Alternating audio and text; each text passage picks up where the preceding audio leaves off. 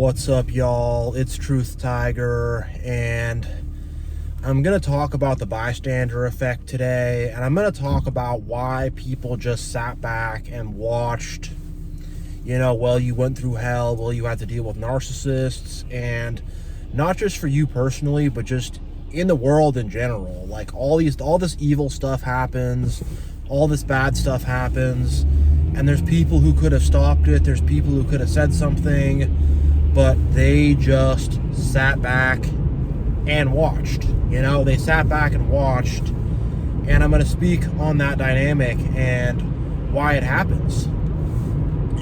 So when you're going through stuff, like, I know a lot of us have had bad childhoods and have had, sorry, that's my windshield wipers, and have had to deal with some really manipulative, funky situations. I know a lot of us have been in bad relationships and marriages and have had bad friends and whatever, all that kind of stuff, and we've seen it around us and have seen it happen in the world and have, learned about it happening all throughout history, and just, like, why your average person they'll sit back and they will do nothing, and they really will. They really will. You'll hear about this in so many different contexts. Someone is going through a childhood, being raised by really toxic, bad, narcissistic parents. People around them know what's going on. They know that there's problems in that family. They probably talk about it. They probably say, oh man, I know so-and-so's parents don't treat him good, whatever, blah, blah, blah. But they don't step up. They don't do anything, Same with people who are in a bad relationship, a bad marriage. No one steps up. No one does anything. Nobody says anything. And the thing is also, like, when you're stuck in a narcissistic situation, toxic situation, whatever, when you're stuck in a situation with people that are not good for you and in a situation that's not good, it might take you a while to wake up to it, especially if it's like your own family, your own parents, or someone you've married and you really thought that things would work out. It might take you a while to have that perspective, to wake up and go, oh my gosh. But the people around you, they can look in and they can see that quicker than you can, because they are on the outside. They are on the outside looking in. And especially if you're like, maybe you're in love with the wrong person or something like that, they could look and they could say, hey, like, be careful. They could have that conversation with you and help you out, but rarely does that conversation ever happen, And beyond that, like, there's seriously nasty situations with people's childhoods, and just nasty situations with people's marriages, and just nasty situations going on where people as a broader community can step up. People as a broader community can step up and they can say, hey, like, this is bad. Like, what's going on here needs to stop. It needs to stop. But very, very, very rarely will people do that. It is so rare. It is extremely, extremely uncommon. Most of the times, people will ignore it. Most of the times, people don't care. Most of the times, people will sit back and they'll just do nothing. That's the default response that the vast majority of people have. And if you're going through a bad situation, whether it's at work, wherever, most people will just kind of put their heads down, stay quiet, and say nothing. Even though in their heart and their mind, they know that there's something not right going on. And you kind of wonder why. Why people just sit there in inaction. And there's something psychologists have studied called the bystander effect. So back in like the 60s in New York City, a woman was murdered in broad daylight. And there were over 30 witnesses. But those 30 witnesses did nothing. They didn't call the cops. They didn't try to, stop the guy, hold the guy down, disarm the guy, hit the guy in the head with the trash can lid, whatever. They didn't try to give this woman shelter, save this woman, whatever. They sat there, watched, and just were like, something's happening, And this has to kind of do with a group herd mentality, where people will kind of become this group herd kind of thing, and they'll just kind of sit back like someone else will do it, you know, someone else will take care of it. And it's kind of hard to believe, but it's very true. They did another experiment, I think they did this in the 70s, where they took a group of people and they put like smoke under the door, like the building was on fire or something, and the group of people would just sat there and did nothing. If it was one person, the person would generally get up and would be like, hey, there's a fire, something's going on, you know. If it was a single person, that single person would generally step up and do something. But if the people were in a group, that kind of pacified them, and they were kind of like, I can pass the buck to somebody else. And people just were sort of like looking at the group around them for what to do. And if people in the group just sat around and did nothing, they were kind of like, well, we'll do the same thing, I guess, you know.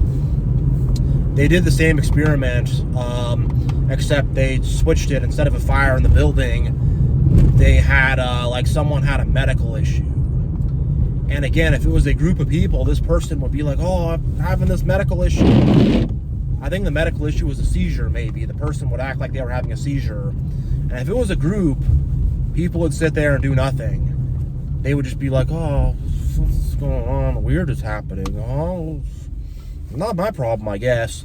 But if it was one person, they would step up and generally do something. So that's part of it. I don't think that's all of it, but I do think that is part of it, where when people just get in a big group and people become too collectivized, they have an attitude that essentially that it's not really their problem. Someone else will take care of it. There's no reason to help out and stuff. And I think when people get in a group, they really get in this groupthink, herd kind of mentality. And I think they kind of become very like inactive and passive. Maybe not inactive and passive, but in their thinking. And that's also why like a mob of people can just get really angry, because they're kind of like in this groupthink kind of mentality where they're not going to think for themselves or use their own mind at all. They're just going to kind of look at the group and just follow what the group is doing. So if the group's mad, I'm mad. If the group's just sitting there and doing nothing, I'm going to sit there and do nothing. And they sort of put their own ability to think for themselves aside, and even their own sense of self-preservation people will put aside as well. And I think that's a big part of why people will just stand back and do nothing, because I think they kind of assume, well, it's all a big group, someone else will help out, something like that. I mean, the bystander effect is trippy. I still kind of don't fully understand it, but there's definitely something there. But the thing about this is people will act as bystanders as individuals too, not just in a group. I do feel like as an individual, though, people are more likely to say something or to help out. But there are a lot of people who, as individuals, will act as bystanders to this type of stuff. And I think one of the big reasons why is because these people also probably have toxic people or narcissists or something like that in their life that they are enabling. And if they, you know, for them to call out your situation, they also need to now address the situation in their own life, with their own family, their own marriage, their own friends, whatever. They now need to address that situation, and they don't want to. And a lot of them are probably enabling.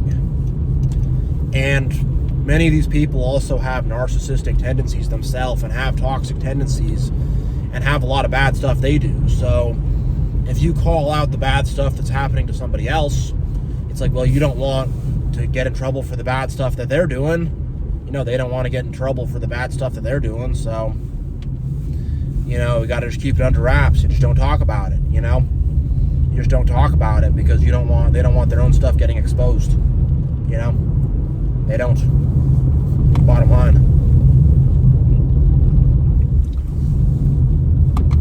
And I think people are just so apathetic too. I think people just don't care. They see you're suffering, they're like, whatever, who cares? They see bad things are happening in the world, whatever, who cares? You know, I think people are just so apathetic and uncaring that they will sit back and they'll watch bad things happen because they, you know, they're apathetic, they're uncaring, and they're selfless too. Not selfless. I'm stumbling over my words here. Not selfless. Selfish. They are very selfish people. They are not selfless. And for them to help out with a situation like that, they have to take time out of their day. They have to talk. They have to take on a challenge. They have to do something, you know, out of the comfort zone. And they don't want to do that, you know? They just want to leave well enough alone. And the thing is, the Matrix teaches always leave well enough alone. The Matrix teaches if you see a situation that seems bad, you don't know what's going on. So don't even look at it, you know? Don't even try to figure out what's going on. Don't try to help out. You don't know what's going on. The Matrix just teaches people just to be like, whatever. It also teaches people to not be able to differentiate between good and evil. It teaches people to not be able to differentiate to see who is in the right and who's in the wrong. And if you can use your mind and your heart in very basic ways, you can determine who is in the right and who is in the wrong. Sometimes it's complicated, but if you're close to people, it's not that hard, you know? And deep down, people know.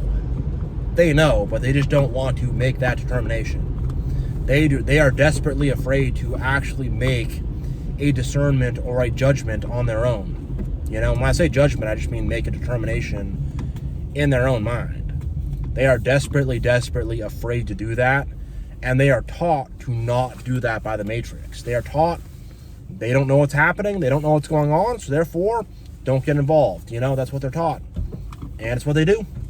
I don't know what's good. That's what they do. That's what they say to themselves. I don't know what's going on. I don't know what's happening, so I will not get involved. It's what they do. And they just allow horrible things to happen. You know, they'll sit back and just watch as terrible things happen. They'll just say, well, I don't really know what's going on, or I shouldn't get involved. It's not my problem. That they love that one. Not my problem. That they love to say that. They almost get a satisfaction. They do get a satisfaction. They get a weird satisfaction out of saying that. Not my problem. You know? They get a weird satisfaction out of that. And it's like, hey, you know, we're all here together, so it actually is your problem. You know? It is. But that's the mentality they want to have, because it's a mentality that is good for their ego. And, you know, flip it around and put them in a bad situation and ask them how they feel about people just sitting back and watching. Nobody would feel good about that at all. At all. But, you know, it's what most people will do. It's what most people will do. And it's just how society runs. It's how society operates. It's what the Matrix tells people to do. Is just, you just care about yourself, and if there's bad stuff happening to people around you, it's not your job to help out. You shouldn't help out. You should let the quote-unquote authorities figure it out. You know, so that's a lot of it too, is deference to authority.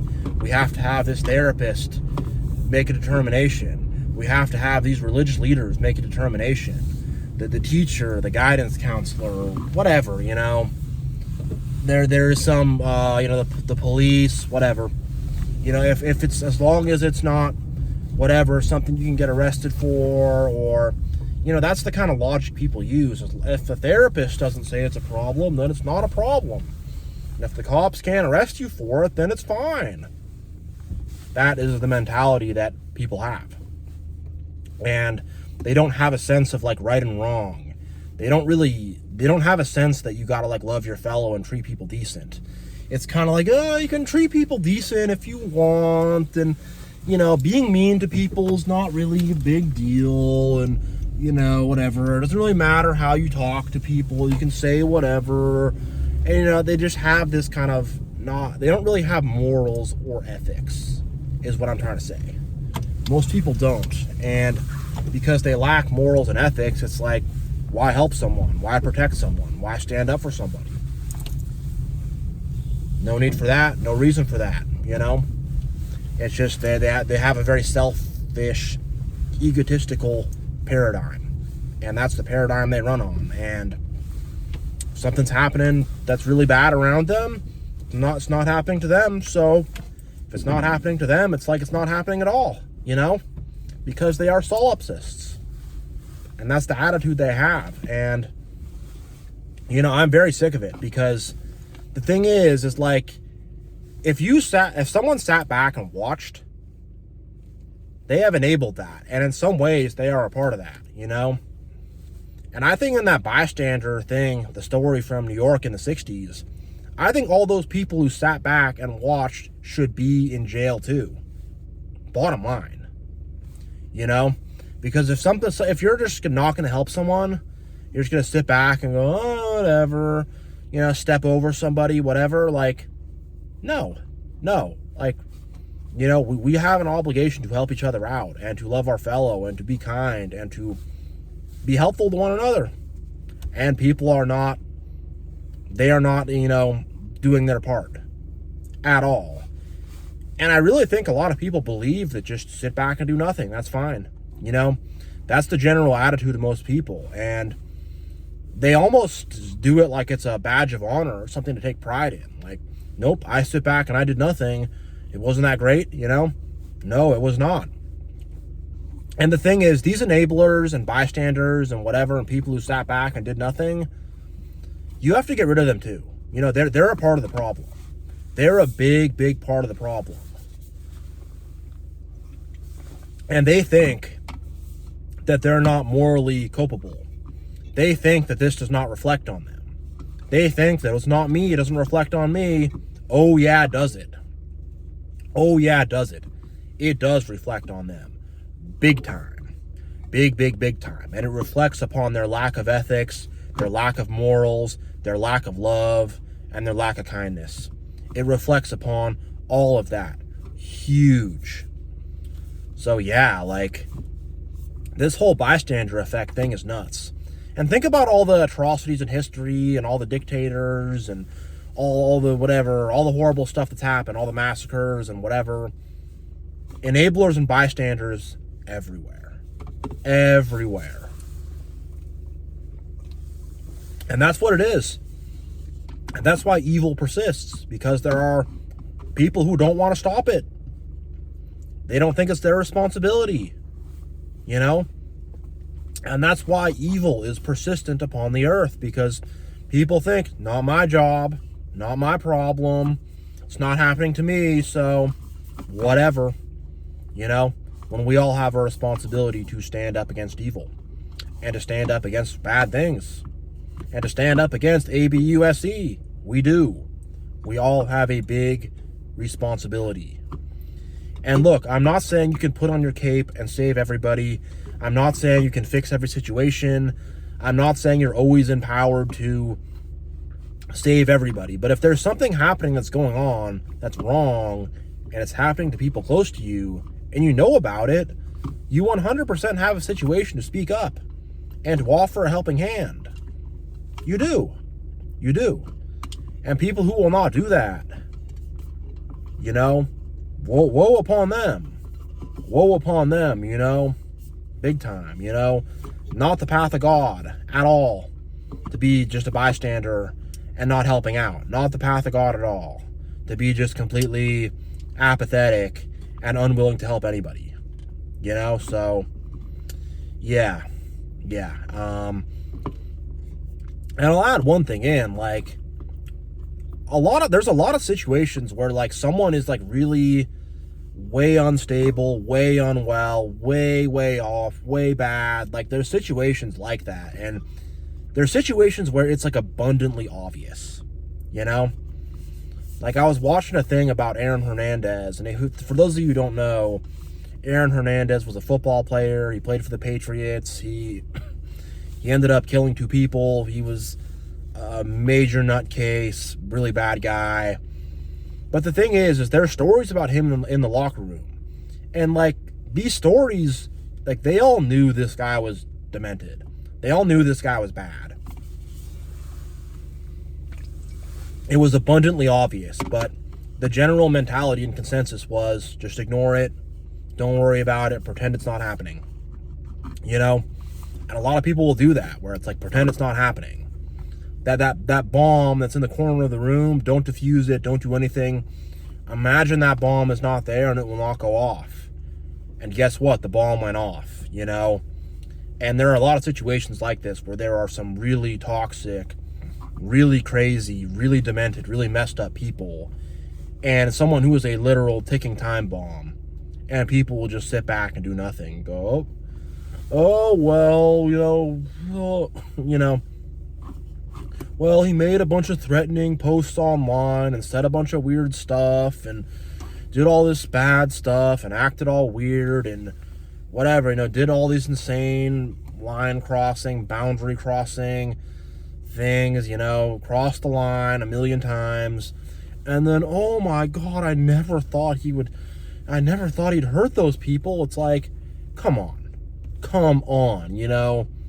And there's so many situations like this where people who were close to a lot of like psycho people like this and psycho situations, they knew, and they did nothing because they were cowards and they didn't want to have to, they don't want to have to take anything on. They don't want to have to be burdened by it. They don't want to make waves. They don't want to go against the status quo. Whatever. I don't know what the reasons are exactly, but people just sit back and just let a bad situation happen, and they're, oh, what? And people are irresponsible, This is a hallmark of being an irresponsible person, Just saying, whatever. That's a hallmark of irresponsibility. So yeah, I'm going to end this video here, but thank you all so much for watching. Much love. God bless. And yeah, I am out.